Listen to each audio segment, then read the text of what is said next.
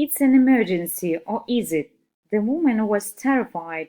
What could she do? She dialed 999. To her, it was an emergency.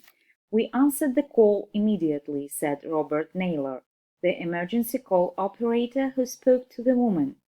Over 95% of calls to the emergency services in the UK are answered within 5 seconds.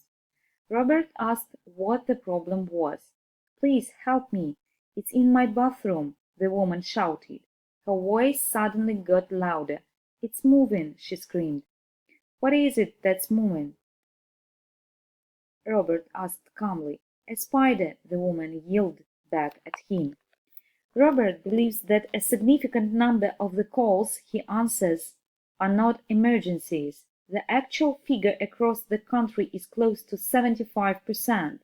In the UK, that's 3/4 of 35 million calls every year. Firstly, there are silent calls. The emergency number is dialed, but when an operator answers, no one actually speaks. Often it's a small child or even a pet who has been playing with the phone and has accidentally run the emergency number. More commonly these days, these are pocket calls from mobile phones. We sometimes hear some odd conversations, Robert says, but we have to listen to decide whether it's a genuine emergency or not. Then there are joke calls, often from teenagers. An operator answers the phone and the caller immediately hangs up. Robert believes these are on the decline, as there are far fewer public payphones these days. People are less tempted to make a call when they are doing it from their own mobile phone, and they know we have their number. The police always follow up both types of calls, and there is often no other way than visiting the address where the call came from. It's an enormous waste of money. The average cost of responding to a silent or joke call is around £250. The vast majority of the non-emergency calls, though, are like those from the woman above. A situation like this isn't an emergency, at least not one that people like Robert are meant to be dealing with. But this example is far from the worst that people like Robert experience all over the world on a daily basis. What do you think of the following? A teenage girl in America called the police because her parents had decorated her room and she didn't like the color. A mother in Italy ran the emergency services when her 16-year-old son refused to get out of bed.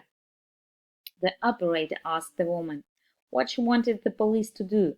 She wanted to know if they were going to arrest him. A Brazilian teenage boy rang and asked the police to remove a video of him from YouTube. In the video, the boy was falling off the bike. He told the police it was really embarrassing. There are many other examples, from complaints about the wrong pizza delivery to people who want to know today's date, and most of these are from adults. It's hard not to laugh, but these calls waste more than time and money.